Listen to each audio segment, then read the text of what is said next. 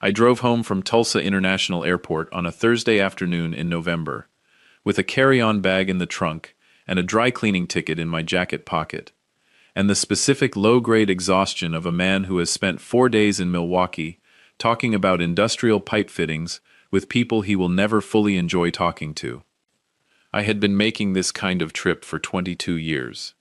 Regional sales director for Alderman Supply, the industrial distribution company I had built with a partner in 2001 and bought out fully in 2014.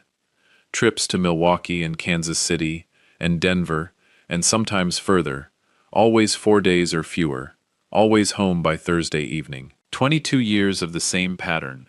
4 days gone, Thursday home, the house on South Yorktown Avenue with the lights on and Diane's car in the driveway, and whatever she had made for dinner warming on the stove. I turned onto Yorktown. Diane's car was in the driveway. The house lights were off. I parked. I sat in the truck for a moment. The November afternoon was already going dark at 5:15, and the neighborhood had the quiet of a Thursday evening, when people are home and inside, and the streets belong to no one in particular. The house looked the same from the outside. Same brick, same blue shutters, same maple in the front yard that had been dropping leaves for 3 weeks. Everything in its place. I went to the front door. I unlocked it. I stepped inside. The house was empty. Not empty in the way a house is empty when nobody is home. Empty in the way a house is empty when the things that made it a house have been removed. The couch was gone. The armchairs were gone. The photographs that Diane had arranged on the entry wall over 23 years of our marriage, school pictures and vacation photos, and the professional portrait from our 20th anniversary, were gone. The walls were bare. The nails remained. I stood in the entry for a moment. I walked through the living room, through the dining room, where the table and chairs were gone, through the hallway, where the console table and the mirror above it that Diane had bought at an estate sale in Broken Arrow in 2009 were gone, to the kitchen, where the appliances were still on the counter because appliances are attached and you cannot take them without tools. But the dishes were gone, and the pots and pans were gone, and the things that had been in the cabinets were gone. I could see this because the cabinet doors had been left open. I walked to the kitchen counter. There was one thing on it, an envelope, white, standard size, no stamp, my name written on the front in Diane's handwriting. Frank. I looked at the envelope for a long time before I picked it up. I am not a dramatic man. I am a logistics man. I have spent 22 years moving industrial supplies from suppliers to buyers through a distribution network that requires, above all, the ability to manage complexity without becoming emotional about it. You do not manage a distribution network emotionally. You manage it by reading the data correctly and responding to what the data says. I read the data, the empty house, the bare walls, Diane's car in the driveway with the keys inside it, because she had not driven away. She had been driven away. Someone had come to get her, and she had left the car, because the car was in my name, and an envelope on the kitchen counter with my name on it in her handwriting. I picked it up. I opened it. I read what was inside, and I want to tell you something about that moment. The letter itself was what it was, a letter from a woman leaving a marriage after 23 years, explaining herself in the careful language of someone who has been composing the explanation in her head for a very long time. But the letter was not what changed everything.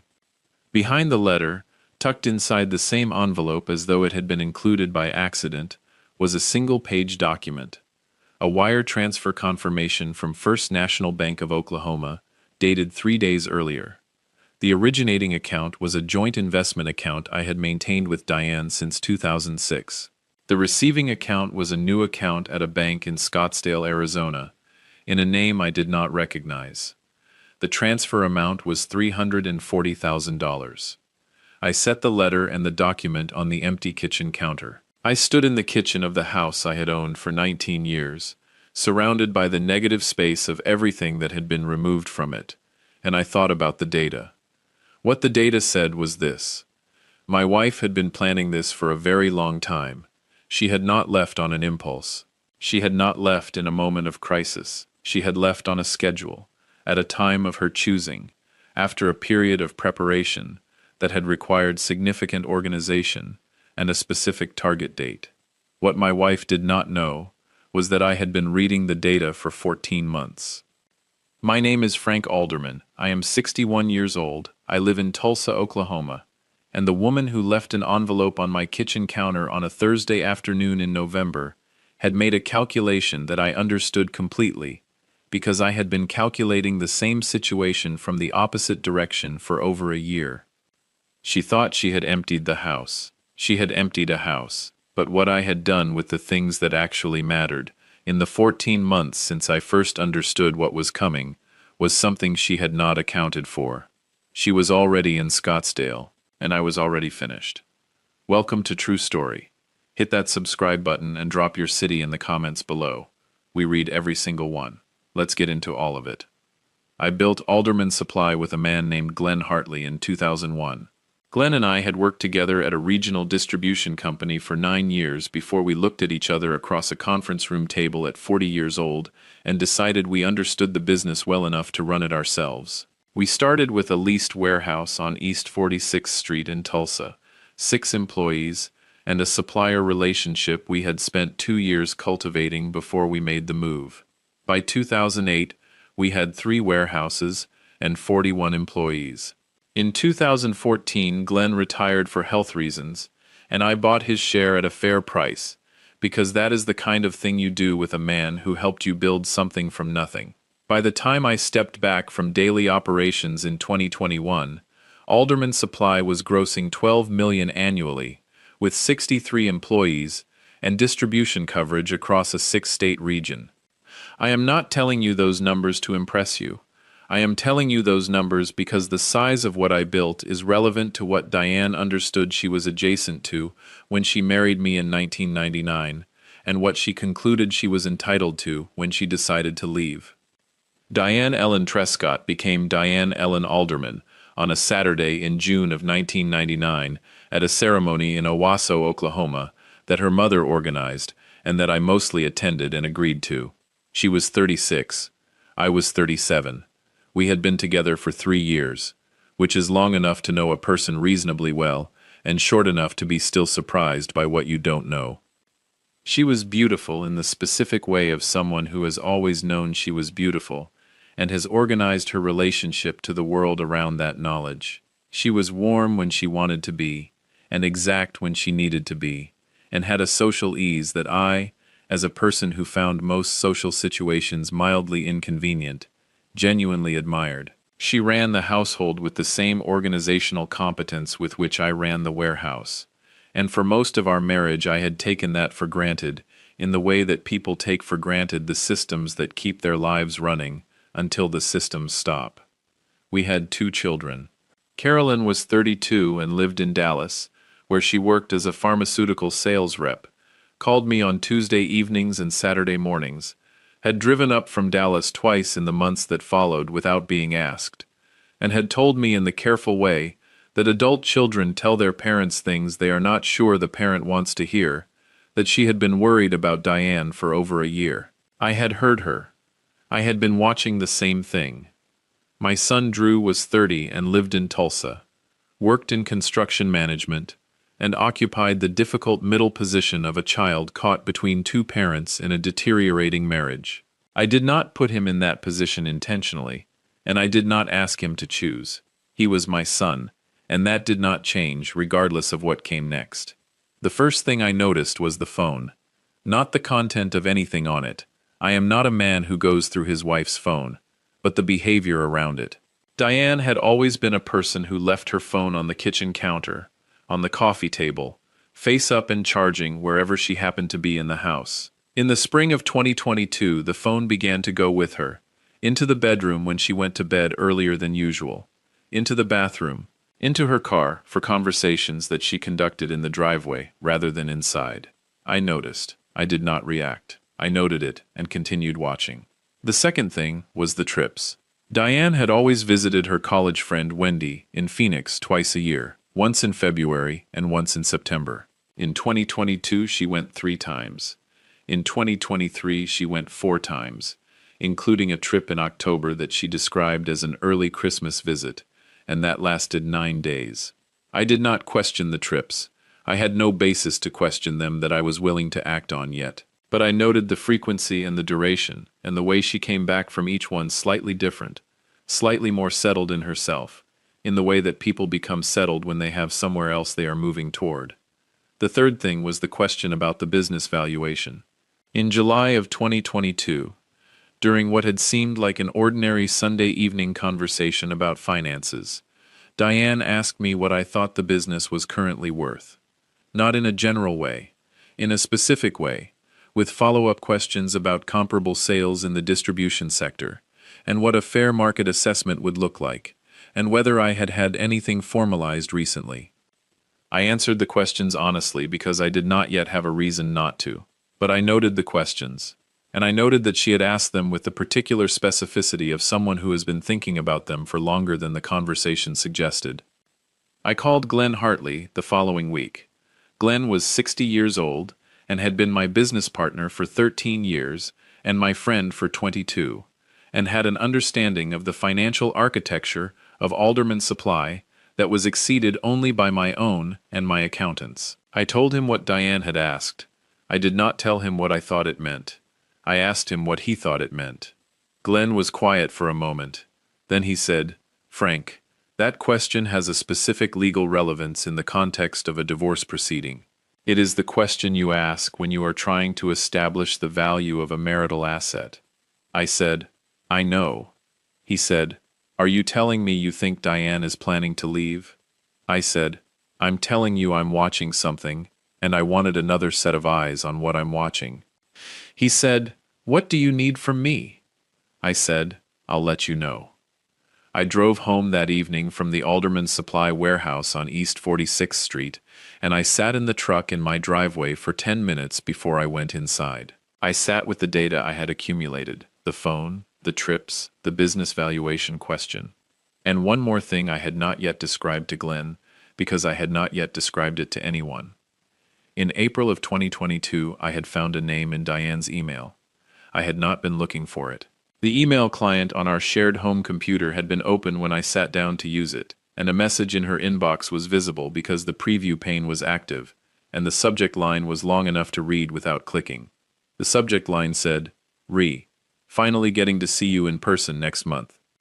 The sender's name was Derek Patterson. I did not open the email. I noted the name and the subject line, and I closed the application and went to do what I had sat down to do. I am not a person who makes decisions on incomplete information. Derek Patterson was a name I did not recognize, and a message I had not read, and an implication I was not going to act on based on a subject line alone. I spent 2 evenings doing the kind of research that the internet makes possible for anyone who knows how to use it carefully. Derek Patterson of Scottsdale, Arizona, 59 years old, commercial real estate broker, graduate of the same Owasso, Oklahoma high school that Diane had graduated from in 1980, 3 years ahead of her. A common face in the photographs from a reunion page for that high school class that had been posted publicly on a social platform, including one photograph from a reunion in 2019 in which Derek Patterson and Diane Alderman were standing beside each other, with the particular proximity of people who are glad to see each other in a way that reunions don't fully account for. 4 years before the empty house, the planning had started at a high school reunion. I sat with that for a long time. I sat with what it meant and what it cost, and what I was going to do about it. And then I picked up the phone, and I called a family law attorney named Richard Okafor, who had an office on South Boston Avenue in Tulsa, and whose name I had gotten from Glenn, who had used him in his own divorce in 2018, and described him as the most thorough legal mind he had encountered outside of a courtroom, and sometimes inside one. I called Richard Okafor, and I asked him one question. I said, "If I believe my wife is planning to leave our marriage and to make a claim on my business as a marital asset, what do I need to do right now?" He said, "Come in Monday morning and bring your business documents." All of them. I came in Monday morning. I brought everything. What Richard Okafor told me over 2 sessions in August of 2022 was the kind of information that reorganizes how you understand the situation you are inside. He was 54 years old, precise and unhurried, with the quality I value most in any professional, which is that he told me what was true, rather than what I might prefer to hear. He said, Oklahoma is an equitable distribution state. In a divorce proceeding, the court divides marital assets equitably, which does not mean equally, but which means that your business, depending on how it is structured and when the relevant growth occurred, may be subject to a marital property claim by your wife. He said, the key question is how the business is owned, what value was established before the marriage versus during it, and what documentation you have to support those distinctions. I said, I started the business 2 years after we married. Glenn and I incorporated in 2001. He said, then the growth of the business during the marriage is potentially a marital asset. The initial investment and the premarital period are less clear. He leaned forward. Frank, I want to be specific with you. If your wife has been researching the business valuation and has been communicating with someone in Arizona, and you believe a departure is being planned, the timing of when you take legal steps to protect what is legitimately yours matters significantly. I said, what steps are available to me? He said, several. The most important is a prenuptial agreement, which you don't have. The next most important is corporate restructuring. If the business can be legitimately restructured in a way that establishes clear ownership parameters before a divorce filing, that restructuring can be relevant to how a court evaluates the marital estate. He paused. I am not advising you to hide assets. I am advising you to understand and formalize the boundaries of what you legitimately own, because those boundaries are currently not documented in a way that would serve you in a contested proceeding. I said, what do I need to do? He said, start with your accountant, then come back to me with the numbers and we'll build the structure.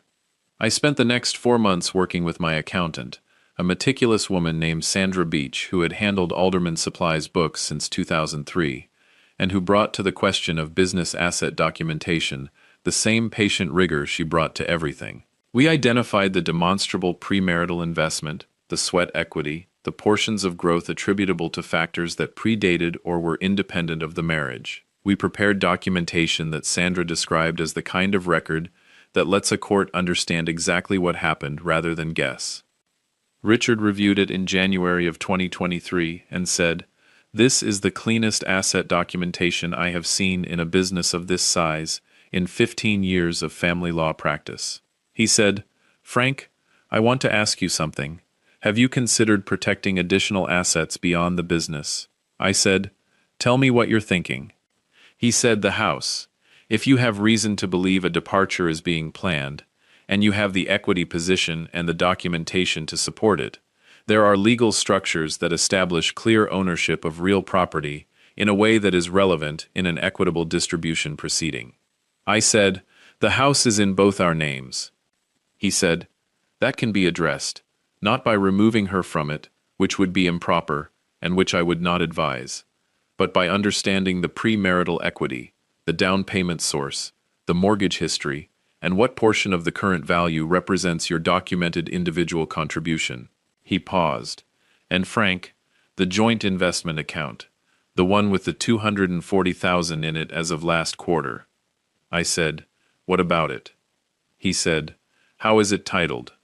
I said, joint with right of survivorship, both names. He said, either account holder can initiate a transfer from a joint account without the other's consent? I said, I believe so. Yes. He said, I am not advising you to move those funds without proper cause, but I am asking you to be aware that joint account access is bilateral, and that in a situation where one party is planning a departure, the other party sometimes moves first. I sat with that. I sat with what it meant that Richard Okafor was telling me to watch my joint investment account. I had worked for 22 years to build what was in that account. It was not a number I was prepared to watch disappear. I did not move the funds. I did not want to do anything that could later be characterized as improper unilateral action. But I did open a new individual account at a separate institution, and I did begin, over the following 3 months, redirecting my personal earnings from the Alderman Supply salary into that account, rather than into the joint accounts. This was legal. It was documented. It was the kind of thing that a person does when they are protecting what they have individually earned. Richard confirmed it was appropriate.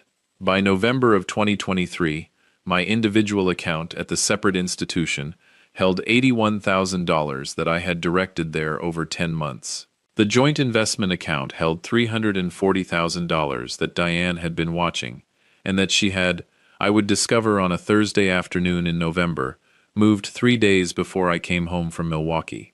She had moved it to Scottsdale, to Derek Patterson's bank, to a life she had been building for 4 years while I was making trips to Milwaukee and Kansas City and Denver, and coming home on Thursday evenings to a house that had appeared to be a marriage. I read the letter on the kitchen counter a second time after I read the transfer confirmation. The letter was 2 pages, handwritten on Diane's personal stationery, the heavy cream paper she had used for personal correspondence for 20 years. She was a good writer. I want to acknowledge that because it is true, and because fairness requires it even now. The letter was composed and articulate, and had the quality of something that had been revised many times before the final version was committed to the page. She said she had been unhappy for a long time, and that she had tried in various ways to address the unhappiness, and that none of them had worked. She said that she had met someone who understood her in ways she had not experienced in our marriage. She said she was not asking for my forgiveness, because she understood she was not entitled to it. She said the divorce attorneys would handle the financial matters, and that she hoped we could manage it without unnecessary conflict. She said she was sorry. She said she was sorry. She said she knew the house would feel different now. She hoped I would be okay. I set the letter down. I looked at the transfer confirmation again. $340,000. 3 days ago. To a bank in Scottsdale. While I was in Milwaukee talking about pipe fittings.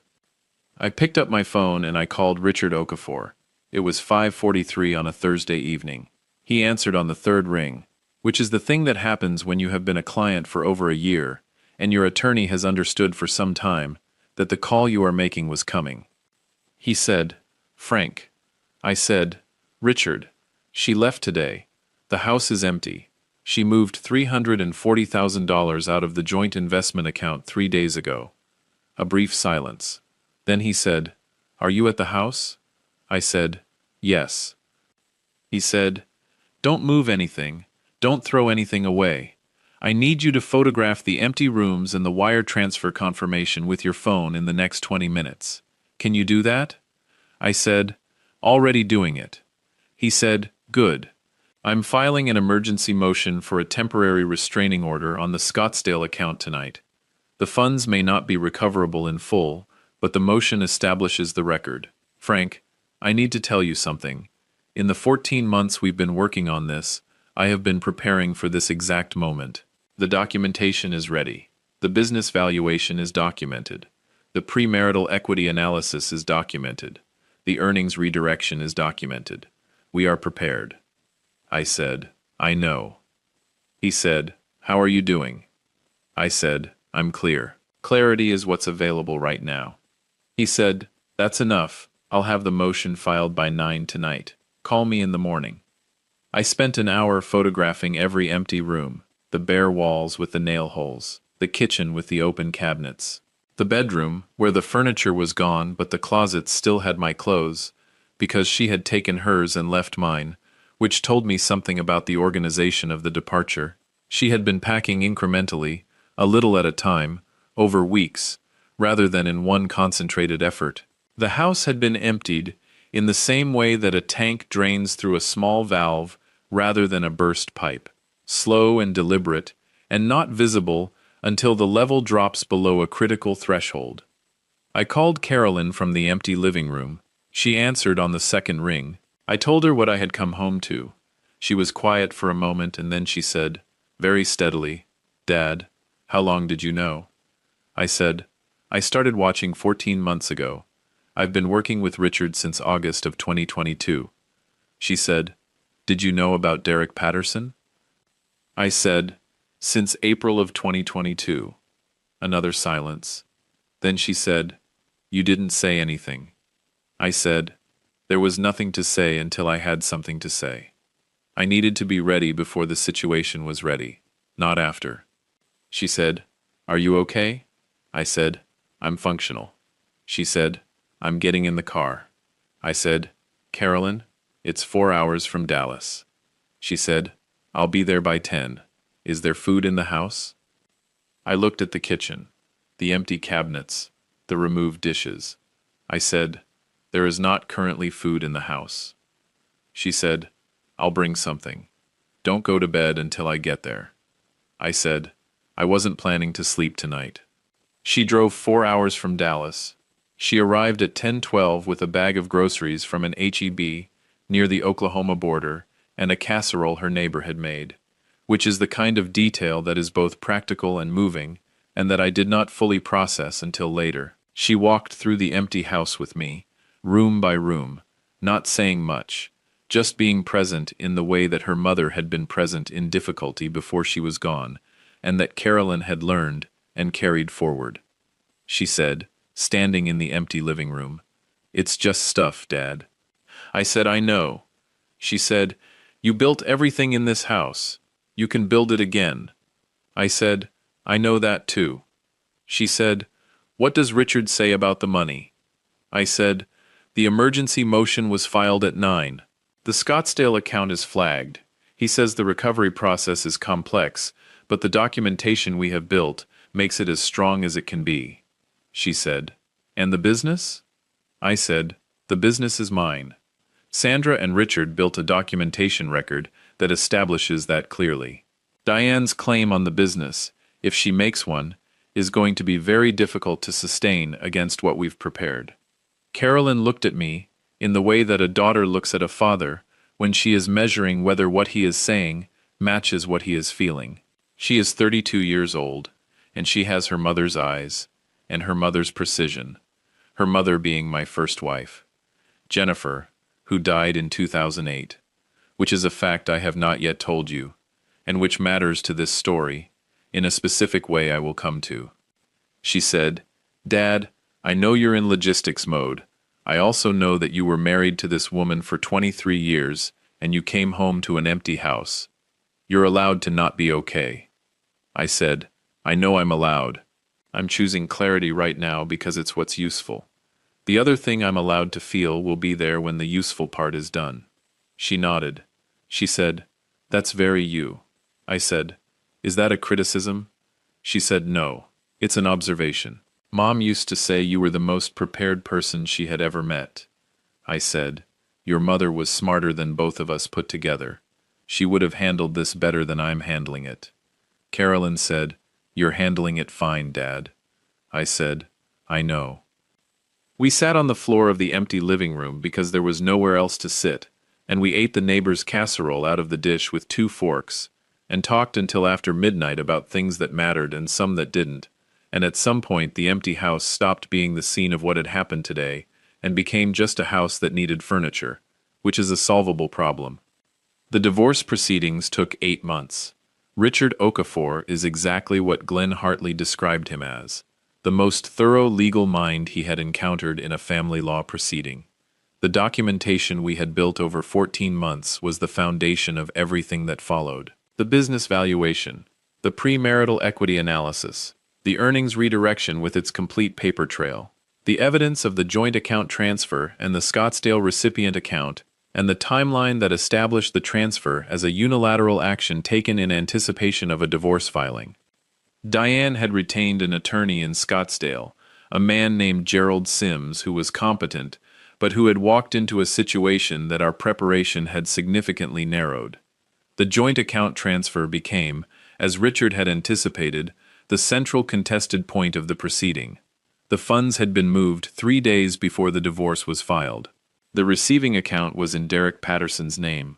The evidence of the 4-year planning period, the trips to Phoenix and Scottsdale, the high school reunion photograph, the April 2022 email, all of it was part of a record that told a story about the transfer that Gerald Sims was not able to reframe effectively. What the court ultimately found was that the transfer of $340,000 from the joint account 3 days before the divorce filing constituted a dissipation of marital assets.